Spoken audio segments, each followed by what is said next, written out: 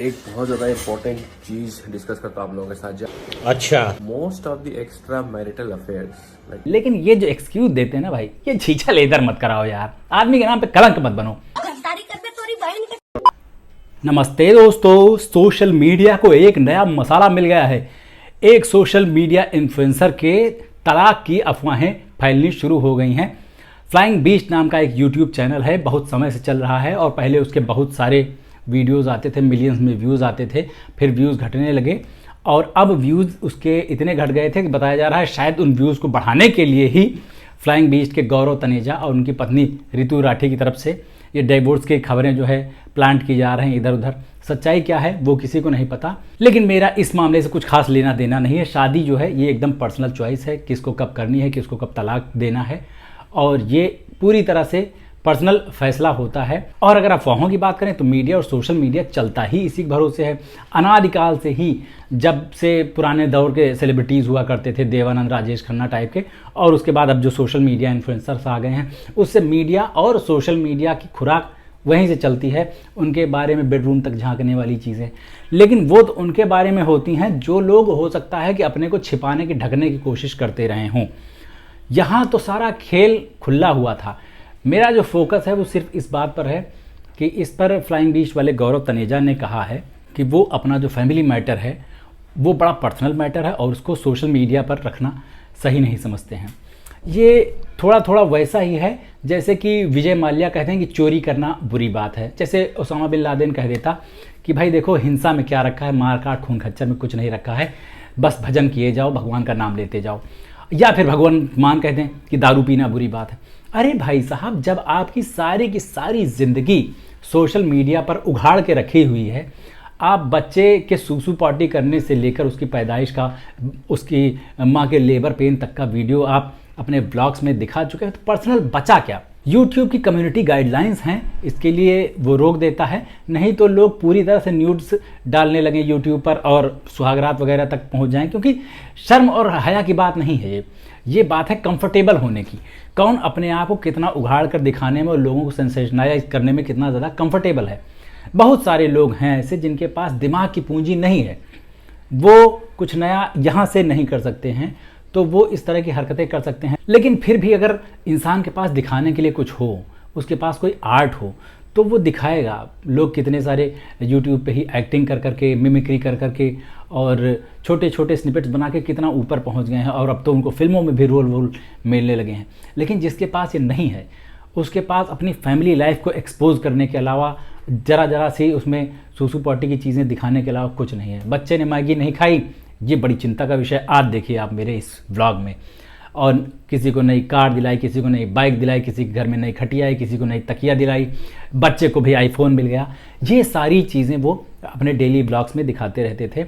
मतलब उनकी ज़िंदगी का एक बड़ा हिस्सा लोगों ने ऑलरेडी देख रखा है, और लोगों की आदत यह है कि उनकी आदत पड़ जाती है। लोग जिसको आइडियलाइज़ कर रहे हैं, जिसको 24 घंटे देख रहे हैं, जिसके रोज़ व्लॉग्स देख रहे हैं, फिर उसको मिस नहीं करना चाहते हैं। रोज़ देखना चाहते हैं कि उनकी ज़िंदगी में क्या हो रहा है।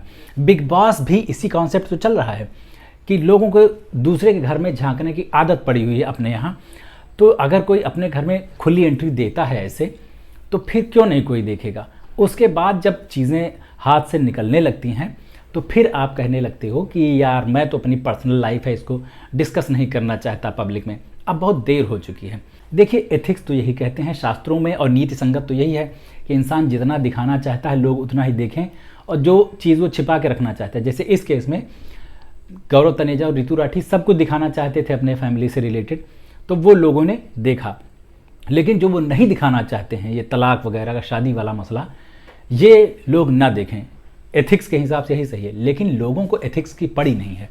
लोग आपके हर इमोशन को अब उछालेंगे और हर चीज़ में इन्वॉल्व होने की कोशिश करेंगे, क्योंकि चाहे अनचाहे आपने खुद अपनी जो प्राइवेसी की चाबी है वो सोशल मीडिया को दे दी है, सोशल मीडिया यूज़र्स को दे दी है, अपने सब्सक्राइबर्स को दे दी है।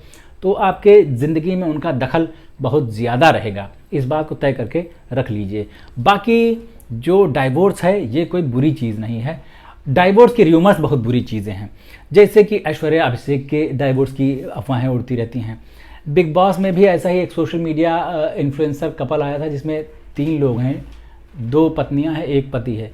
नाम उनका मैं अरमान मलिक, कृतिका मलिक और एक और कोई महिला है, उसका नाम मैं भूल रहा हूँ। तो इन 3 लोगों का था इनका भी कि इनका तलाक होने वाला है। बाद में खैर मामला सुलट गया, पता चला कि इससे भी टीआरपी काफ़ी ऊपर चली गई थी।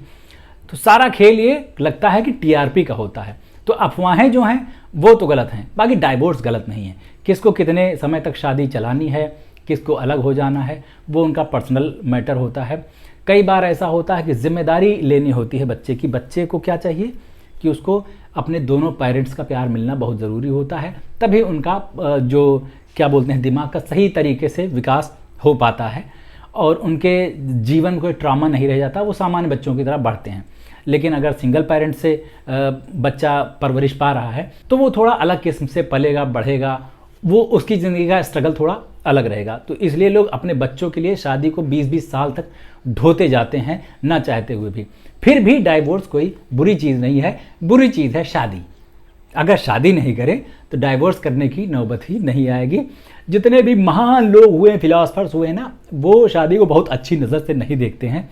अब जिनकी हो गई हमारी तुम्हारी तरह, उनकी बात तो अलग है, लेकिन जिनकी नहीं हुई है और जो बचना चाहते हैं, भाई देख समझ लो आजकल तो वैसे भी शादियां संकट के दौर से गुजर रही। नहीं, मैं इस पर कुछ नहीं कहूँगा, मेरी सलाह मत लीजिएगा कि आपको शादी करनी चाहिए कि नहीं। ये सब पर्सनल चॉइस की चीज़ है, रिलेशनशिप में घुसने का नहीं। हाँ, ये अलग बात है कि जब इनकी ये अफवाह को जब बल मिलना शुरू हुआ तो इनके पुराने वीडियोस वायरल होने लगे। बाबा प्रेमानंद के महाराज के पास गए थे वृंदावन में, वो फैमिली काउंसलिंग भी करते हैं ना। ऐसे तो विदेशों में, विकसित देशों में लोग प्रोफेशनल फैमिली काउंसलर्स होते हैं, वहाँ उनके पास जाते हैं, लेकिन यहाँ पर जाते हैं बाबाओं के पास। हालांकि वो बाबा सज्जन हैं, बड़े प्रैक्टिकल हैं और बाकी बाबाओं की तरह जहर फैलाने का काम नहीं करते, बढ़िया बोलते हैं। तो उनके पास जाना बेहतर रहा इनका। जो भी हो, इतने बड़े लोग हैं, मिलियंस बिलियंस में इनके सब्सक्राइबर्स हैं, करोड़पति आदमी है, यूट्यूब से इतना पैसा छाप रहे हैं, इनको बताने वाले हम आप कौन होते हैं।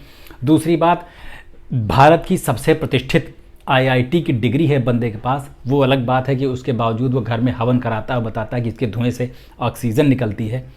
तो वो तो समाज में बेवकूफ़ी फैलाने वाली चीज़ है। बाकी इनकी जो पर्सनल लाइफ है, पर्दे के पीछे क्या चल रहा है, घर में ये लोग कैसे रहते हैं, जब तक वो क्राइम की श्रेणी में नहीं आता है, मतलब एक दूसरे के ऊपर मारा पीटी, जब तक कानून के ऊपर बात नहीं आती है, तब तक उस पर किसी और को नाक घुसाने की ज़रूरत नहीं होनी चाहिए।